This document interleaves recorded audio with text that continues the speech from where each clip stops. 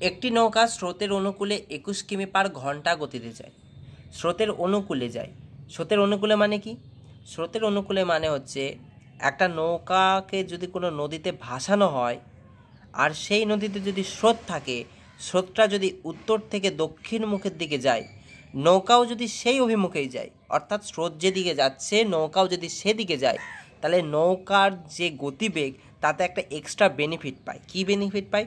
নৌকার গতিবেগ যদি বি হয়, তাতে অনুকূলে যেহেতু যাচ্ছে স্রোতের গতিবেগটা অ্যাড হয়ে যাবে। তখন নৌকার গতিবেগ, অরিজিনাল যে গতিবেগ সেই গতিবেগটা থাকে না, এক্সট্রা একটু গতিবেগ বেড়ে যায়। সেই গতিবেগটা কার জন্য বাড়ে? স্রোতের গতিবেগের জন্য বাড়ে। তাহলে অনুকূলে গতিবেগ কত হবে? বোটের নৌকার গতিবেগ যোগ স্রোতের গতিবেগ। ক্লিয়ার হলো? এটা হচ্ছে অনুকূলের গতিবেগ। তেমনি যদি প্রতিকূলের গতিবেগ হয়, প্রতিকূলের গতিবেগ মানে কি? এখানে কি বলে দিয়েছে? এখানে বলে দিয়েছে অনুকূলের গতিবেগ 21 কিমি, মানে 21 কিমি পার ঘন্টা। তেমনই যদি প্রতিকূলের গতিবেগ হয়, প্রতিকূলের গতিবেগ মানে কি?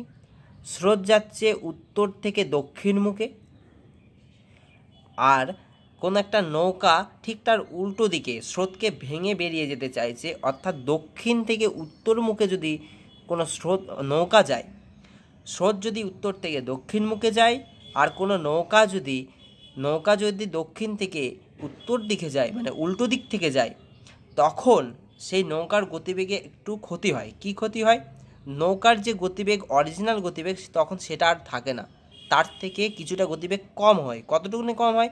যে স্রোতটা তোকে বাধা দিচ্ছে, সেই স্রোত যে পরিমাণ গতিতে বাধা দেয় সেই পরিমাণ গতিবেগ তার নষ্ট হয়। তখন নৌকার গতিবেগ কত এসে দাঁড়ায়? নৌকার অরিজিনাল গতিবেগ তার থেকে স্রোতের গতিবেগটা কমে যায়। এটাকে বলে প্রতিকূলে গতিবেগ। প্রতিকূল গতিবেগ কত বলে দিয়েছে এখানে বলেছে 9 কিমি পার ঘন্টা। ক্লিয়ার? এবার যদি এই দুটোকে আমরা যোগ করে দিই, প্লাস স্রোত মাইনাস স্রোত এই দুটো কেটে যাবে, তখন পড়ে থাকবে দুটো নৌকার গতিবেগ সমান সমান 21 আর 9 30 কিমি পার ঘন্টা। 2 দিয়ে যদি কাটাকুটি করি 15 কিমি পার ঘন্টা। এটা পেয়ে গেলাম কিন্তু নৌকার গতিবেগ। ক্লিয়ার? আমাদের এখানে চেয়েছে স্রোতের গতিবেগ, যেহেতু স্রোতের গতিবেগ চেয়েছে তাহলে এখানে আর যোগ করবো না, এটাকে বিয়োগ করব। বিয়োগ করলে কি হবে? বিয়োগ করার অর্থ হচ্ছে 1 নম্বর সমীকরণ থেকে যদি 2 নম্বর সমীকরণ বিয়োগ করি, তাহলে নিচের যে সমীকরণটা সবার সাইন চেঞ্জ হয়ে যাবে। এখানে প্লাস আছে মাইনাস হয়ে যাবে, মাইনাস আছে প্লাস হয়ে যাবে, প্লাস আছে মাইনাস হয়ে যাবে। এখন কিন্তু এই এসের আগে মাইনাসটা ভাববো না, প্লাসটা ভাববো, বিয়ের আগে প্লাস ভাববো না, মাইনাস ভাববো। তখন কি হবে? এই নৌকার গতিবেগ প্লাস আর এই নৌকার গতিবেগ মাইনাস, এই দুটো কেটে গেল।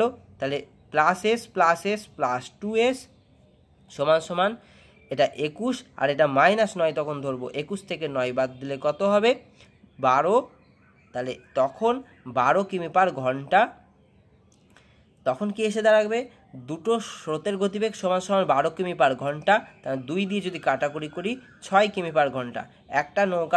একটা স্রোতের গতিবেগ হচ্ছে 6 কিমি পার ঘন্টা। স্রোতের গতিবেগ তাহলে কত এসে দাঁড়ালো?